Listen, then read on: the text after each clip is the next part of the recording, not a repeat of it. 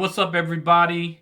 Thank you for joining us for our podcast. My name is Dennis Dove, host of the Thankful Heritage Museum podcast. This is our first of 4 shows during the month of February 2021, or Black History Month. And we just thank you for tuning in and supporting us. I'm sitting here with Effley D. Howell Sr. Effley, if you've been watching our podcast over the last couple months, is the founder and chief executive officer of the Thankful Heritage Museum, which is located in Kernersville, North Carolina. This podcast, we're going to present information regarding the founder of Black History Month, or Dr. Carter G. Woodson.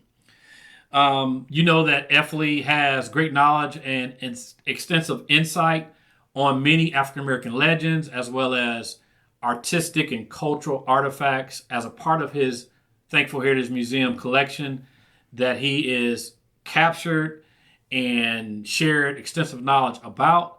So we felt it was important to highlight Dr. Carter G. Woodson, founder of Black History Month, in this first of 4 episodes today. So with that, I will transition over to Effley and let him get started with his powerful information regarding Dr. Carter G. Woodson. Thank you, All Dennis. right, Effley. Well, thank you for tuning in again.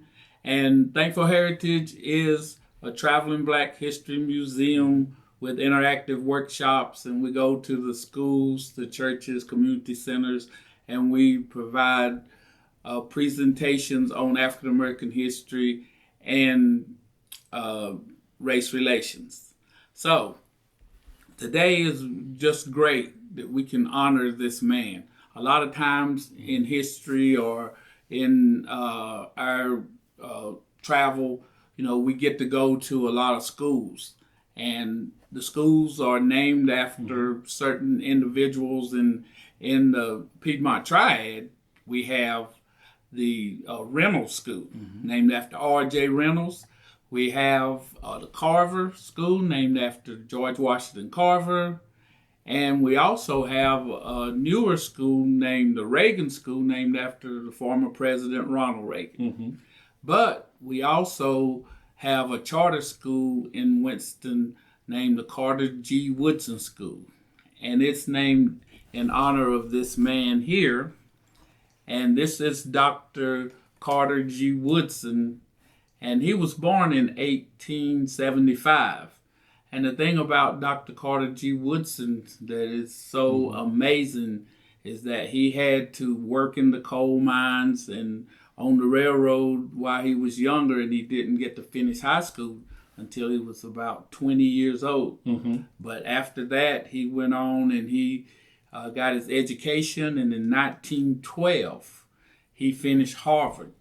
Wow. And after he finished Harvard, which was such a great accomplishment, then he realized that there was no printed information in any of the textbooks about the life of the Negro. Because we came over here as Africans and became slaves, and then when we became coloreds and free, then the Negro was the early word that we were being called up until 1966, where the Black Power movement started. And not to interrupt you, but I was going to share with you with one of the things you said that caught my attention is, at least with Africans, African Americans, a big portion of our history probably leading up before Dr. Carter G. Woodson, in a sense, wanted to document what was going on with us and our lives and experiences was oral history, right? Because we pass a lot along through history about our families and our people through oral history. So when you think about Dr. Carter G. Woodson, he was like, we need to document this. We need to capture it. Oh, yeah. So other generations can see what was going on in the different intervals of time with us here in this land, in this country, United States of America. Is that true? Oh, that is true. And to be clear about this, there was no computers, no radios, no TVs in 1912 after he finished Harvard. And in 1912, which was roughly 70 years after slavery, black people had not been able to read and write by law, too many years before Dr. Carter G. Woodson started his research. But in 1912, after he finished Harvard, he realized that there was no documentation, there was nothing being taught throughout the schools about the history of the Negro or the black man in America. And so he dedicated the rest of his life toward getting a journal, getting the information that could be documented. And it was sent to him all over the world, and he documented it, and he started a editorial where people could send in this documentation and be able to have it printed so that the schools could be able to use it and people would be able to teach the correct history. And even today in 2021, a lot of the things that he taught are still out there waiting for fresh eyes to come and be able to research and get some of that information. So Dr. Carter G. Woodson was someone who he had this feeling about him that he said that if he taught the correct history, then the white man would not continue to disrespect the black man, and then he could see the accomplishments that he had, and he didn't want the white man's history or anybody else's history not shown, but he wanted the black man's history elevated so this man could now walk around and be proud. But also for the black man, he wanted him to know his history and know where he came from so that he could lift his head up and straighten his back and know that in Africa there were a lot of good things, kings and queens and diamond mines and gold mines.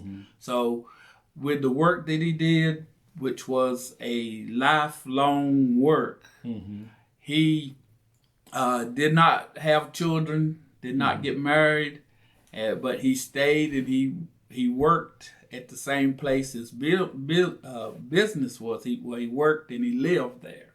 So he dedicated all his life toward getting the correct documentation so that future generations could know the history. And he also created Negro History Week. And Negro History Week was created so that there would be an opportunity to celebrate. And as we celebrated Negro History Week, then we found out about Frederick Douglass, Booker T. Washington, Mary McLeod Bethune,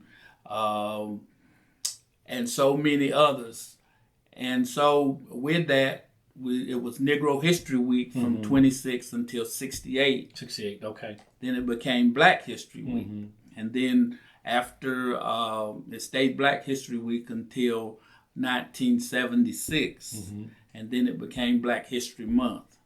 And so now we continue to celebrate Black History Month, all the time. And hopefully every day is an opportunity for everyone to celebrate Black history and, all the accomplishments that we've made here and abroad. And just, with so much great information that you share, but I just think about kind of in general, when you think about just being able to document our history as African Americans, which we have a vast array of history, obviously in this country and the world. There's Black folks everywhere, but the accomplishments, but also the show is that, we can do anything that we put our mind to. And you can see through the course of history, you may think someone else hasn't done it, but they probably have. But Carter G. Woodson was like, let's document that to show folks that, we can do more things than just being a slave. Yes. Or, because, once we got beyond that, we were very accomplished. And we are in different aspects of different careers and, such as sports, intellectuals, business people.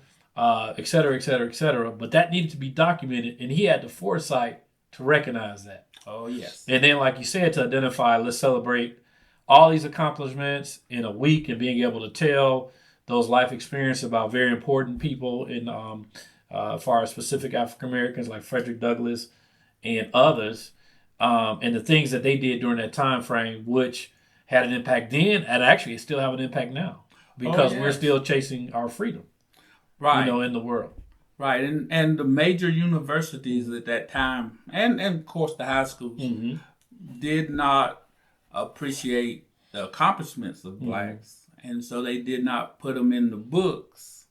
And so Dr. Carter G. Woodson would talk to them about this profession that he was trying to develop, and they was like, "Nah, man, we ain't, we're not gonna do that. We'll cover a little bit, but if we covered it out." And then a lot of the professors were like, "Hey, I've read all the books. There's nothing anywhere. So why should I believe that there is?"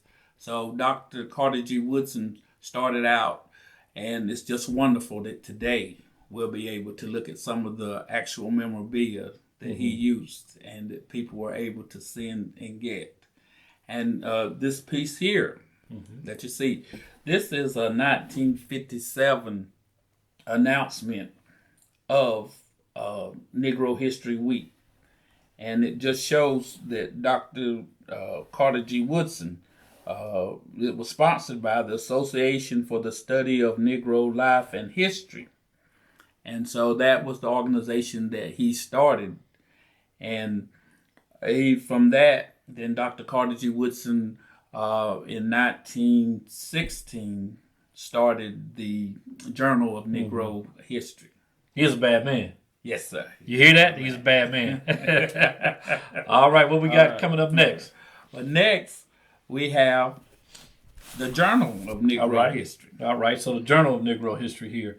And I think we have 2 editions, and this is edition going from April 1974. So tell us a little bit about the history of the Journal of Negro History and some of the things that you might find if you had the opportunity to take a look at it and read some of the information within it. Yes, okay. Well, with this particular journal here, Dr. Carter G. Woodson, what he would do, he asked different scholars and different educators to please, write articles and send them to the association so we can print them in this journal, and so that people can research and say, let's take one of these here.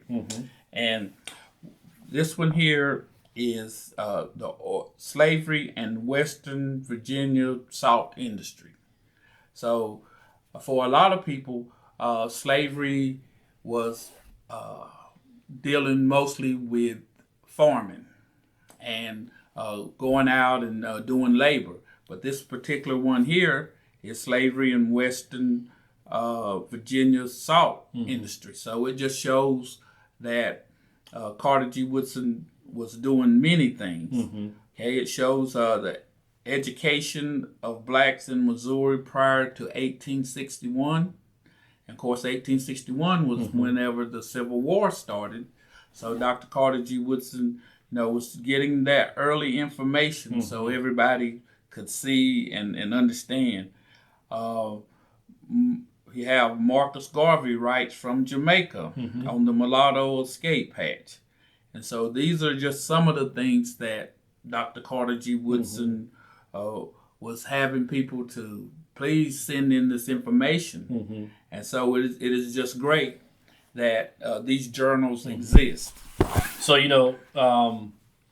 very powerful thinking at that time. Like you said, you've got different African Americans working on different things of interest, topics, or whatever they're pursuing in their careers or their life, and or studying it and trying to figure out more about it, and of course documenting that information in a paper, essay, things of that nature, reports, and they could submit that to him, and he would capture that in a compilation and pull it all together with all those variety of different topics regarding African American history and the things that they were working on at the time that were very important to whatever was going on in their lives or what was going on in the environments that they lived and worked in, dealing with academics, cultural experiences, sciences and things of that nature. And he was able to pull all that information together and create a journal. And so it was able to capture that information that was submitted by those different individuals, I'm assuming throughout the United States. And he was, in a certain time frame, and he was able to capture that and put it in the journal. And of course, when you compile everything, you get a good variety of different information that was going on at that time frame. And then I'm assuming that he was able to put a price on it and sell it. Oh, yes. Is that correct? Yes, okay. It was. And eventually he got grants, Mm-hmm. but he was able to put a price on them and send them to the different universities. He taught at Howard, Mm-hmm. and he was just a very smart man. He spoke 4 or 5 different languages. And so Dr. Carter G. Woodson, while he was teaching, he was just working also to make sure that he had a comprehensive package that he could send to the colleges and that people could learn from and the teachers could teach from. And so he did not stop there. He said, well, hey, we got the colleges. Now we need to go ahead and do the high schools and the elementary schools. And so some of the other information that we have, we'll talk about other things that are not more in the reference that you would find in libraries. But now these particular journals, they're only in the archives and reference parts of certain universities. And so it's just a wonderful amount of information that's out there to be looked at and to be studied. Exactly. And I was just kind of looking at, we're talking about how much they cost during that time frame. So I believe this one was published April 1971, and it appeared that it was $7, I guess a subscription for a whole year. And then you can say, for instance, at that time when you could actually purchase them, it was $2 a copy. So just wanted to kind of share that with you. But I guess if you really were interested in it, you would probably have to go to a local university or college and find it. And wouldn't necessarily be able to find them because they're definitely artifacts that are hard to find just by going to a local library. Is that correct? Right, that is correct. Right. You could not find them, and even online, you cannot find these journals. So you have to go sit down, and someone has to sign you in, and the white glove test and all that stuff. Okay, so they're gonna make sure if you get it, then you're gonna take care of it. Right, if you can get it at all. Powerful information, as you can see. Our history with Dr. Carter G. Woodson, that's kind of a time frame when it began to be documented. And to say what's the importance of documenting your life experiences and the things that are going on at that time in our history, because they say if it's not necessarily documented, did it really happen? Right. And that's one thing that I think we had to learn and grow into as a people. You say, it needs to be documented so that we can go back and find out specifics if we need be. And especially like now, what we're doing with this show, we're documenting it, sharing knowledge, and folks can view the podcast and share the podcast, and that's what is a big part of why we're doing the program, but also to continue the conversation. Yes. So we start the conversation, but we want you to continue the conversation or do your own research, please, and look into it and get the perspective from yourself after you check everything out. So that's one of the main purposes of why we do this podcast. But with that, I know you got another piece of information you wanted to share with the viewing audience. What is that? Oh, yes. And that is the Negro History Bulletin. In 1937, Dr. Carter G. Woodson started producing the Negro History Bulletin. And so in it, you would find a lot of information like you would see in a current magazine. And with that, Dr. Carter G. Woodson, this one shows the first 50 years of the association. and the accomplishments that they made in different places that was subscribing for them in the conventions. They always had an annual convention. And so then the scholars or the teachers could come out and discuss and, have a convention. And it was just a wonderful thing that this one man started that just blossomed into a whole month of celebration there. That's wonderful. Like, say, for instance, where would they have a convention? Would it be in the same city or different? No, they moved it around. In the United States? Yep. So they moved around. So a variety of different cities and communities could access. Yeah, especially the larger black cities that okay. would be there. And so, do you recall anything in North Carolina? I do not, but I'm sure that I know there's a chapter that's in Winston, and so I'm sure that the Charlotte area and the Winston area probably hosted that convention. Okay, so we have another one here is a Negro History Bulletin. Yes, and this one with Dr. King on the cover and some other ladies on there, but this just shows some of the things that was documented, and through the years, even after Dr. Carter G. Woodson died in 1950, then the other historians kept it going and kept on bringing all the new leaders, like Dr. King and all the ones of the civil rights movement, and kept bringing them and showing the history and kept highlighting the HBCUs also. What's up? And that's powerful, definitely to give a shout out to the HBCUs because many of them are several hundred years old, some of the older ones. Oh, yes. So you got a lot of history there and some folks that have come through those doors that have had impacts in our society. Right. Many of the professors. Kamala. Yeah. Kamala Harris, our first African-American vice president. Yes. And of Indian descent. Yes. Sworn in very recently. So, who went to Howard University. Is that correct? Right. That's correct. As did Chadwick Boseman? Yes. Yes. Black Panther. Black Panther. All right. Only if I didn't have any, I had to throw my ex there, Right. Only he could hit it for him. Yeah, we go. Wonder forever. You know what I'm saying? Only he could do Jackie Robinson, Thurgood Marshall, James Brown, and bring the Black Panther in so beautiful like he That's did. Good. So, like I said, the impact that we have and that the talent we have and the knowledge we have, we can do anything. Oh, yes. That's one thing that, if you're going to get from this show, we can do anything as a people. What about this one right here? And also, this shows in 1950, the Booker T. Washington monument where he is lifting the veil of ignorance from the slave. And so Booker T was such a great leader. And so with the Negro History Bulletin, then Dr. Carter G. Woodson and the association, even after him, they kept it going and kept it in the forefront of education that you needed to know about these great black men and about the education that was out there that you needed to be looking up and researching. And so it's just wonderful that this particular one is highlighting Booker T. Washington. And that's a powerful image. You hear a lot of things about the statues now, Confederate statues and things of that nature, honoring, men and women, for the wrong reason.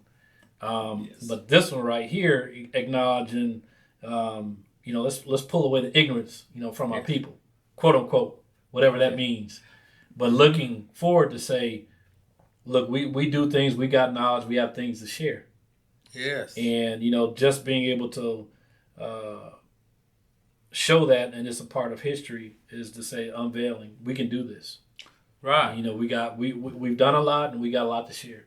That's right. Is that right? That is so true. Because you hear that, we do anything. All right. That's right. All right. And then the last one here. Yes. Now, this is January 1942, and this is Frederick Douglass. And so, again, they are highlighting one of our top leaders. And out of slavery, came Frederick Douglass, and he was invited to the White House. Mm-hmm. And he also, debated and talked with Lincoln, and just a wonderful story, his writings of the actual life of slavery and what it was like and what everybody went through and how terrible that it really was.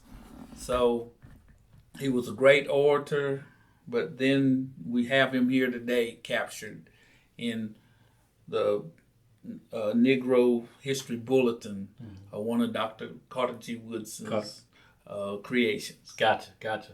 Very impactful in our history. Oh, yes. And like I said, I'm looking at the dates on some of these. Definitely, before I was born. So, it's just a privilege and an honor to be able to see this and actually be able to hold a piece of history. Oh, yes.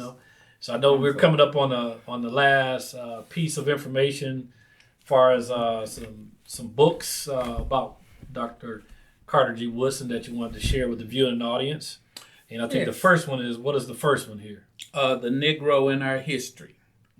And Dr. Carter G. Woodson wrote this, and he covers all the history at that time that was compiled about the Negro.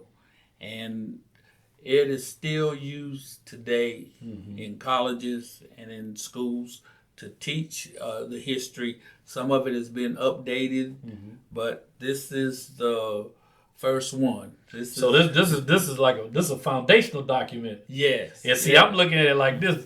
That brother was bad because it's thick. He wasn't playing. No, he wasn't playing. All that history in there, boy. He wasn't playing.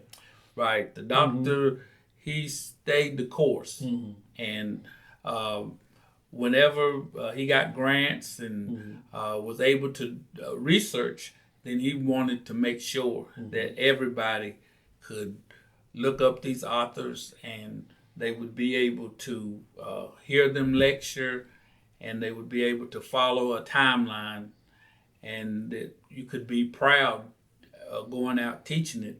And so Dr. Carter G. Woodson is just such a wonderful man that we need to highlight more, and our children need to know about him, and who knows, maybe one day we may even have a holiday. That's true. So what's the name of this one again? This is The Negro in Our History. The Negro in Our History. Remember that, might want to check that out. So you have another one here? Yes. And this is The History of the Negro Church by Carter G. Woodson. And so what Dr. Carter G. Woodson did around 1920s, he went throughout the countryside of America, and him and another man, and they went to all the black churches that they could find, and they documented, the membership, they documented the type of church it was. And most of the churches were just wooden cabin type churches that were put up, and he would tell how much money they were making, and it was just a great history. Of course, he told what denomination they were, and so it was the first book really compiled of the history of the Negro church. Of the Negro black church. Yeah, so that's very impactful what the black church has done, and for black folk, that's a significant part of our history. That in a sense helped us come out of slavery. So him having the foresight at that time to be able to create and publish a book regarding the black or Negro church was fantastic. Yes. And one thing I'd like to say, that Dr. Carter G. Woodson, he produced or published 16 books. And there's one book that just changed my life profoundly, and that is The Miseducation of the Negro. Yes. And that book should be required reading for all children, regardless of their race and color. Once they can start, I'd say junior high, they should be required to read that book, because it shows that if you hold somebody back, and you give them a poor education, and they get a poor job, then you can get into a rotation. Mm-hmm. But Dr. Carter G. Woodson showed in the miseducation of the Negro is that if your teacher's teaching you wrong, giving you the wrong information, that can be changed if you get a book and start reading and challenging. And so it is such a great book that he wrote, and I would definitely encourage our audience to please get a copy, and you can get that at your local library. At your local library. And that's one thing, I remember my dad always said, think for yourself. Put your own lens on it. You can listen to so many people and get their interpretation, but ultimately whatever your decision is and whatever you're trying to achieve in your life, it should be up to you versus others. You can get their opinion, but that decision should be yours, and you should be appreciative that you were able to make that decision. Okay. And so if you don't believe it's true, I would anticipate Dr. Carter G. Woodson was saying, look into it for yourself. Yes. Read about it, research it, ask questions. Don't take it for what it's worth if you don't think it's 100% correct. Look into it further and educate yourself. Yes. Versus just letting someone educate you. Amen. All right. So with that, we're going to finalize and wrap up this podcast. And we just wanted to say thank you to everyone who joined us today. And if you could tune in for the next podcast, because we said we're going to have 4 for the entire month of February. This is the first one. The second one, or the next one, will be on Facebook, which will premiere on Saturday, February 13th, 2021 at 12 noon. Dink Digital Productions Facebook page is where you can access that. If you need any services from the Thankful Heritage Museum, go to his website, Effley's website, and that is thankfulheritagemuseum.org. And for more information, if you need any photo, video, web design services, go to my website, which is www.dinkdigitalproductions.com for more information. And this podcast was brought to you by Dink Digital Productions and in partnership with the Thankful Heritage Museum. And once again, we thank you for tuning in and supporting us. Until next time, God bless, take care, and be thankful for your heritage. Peace.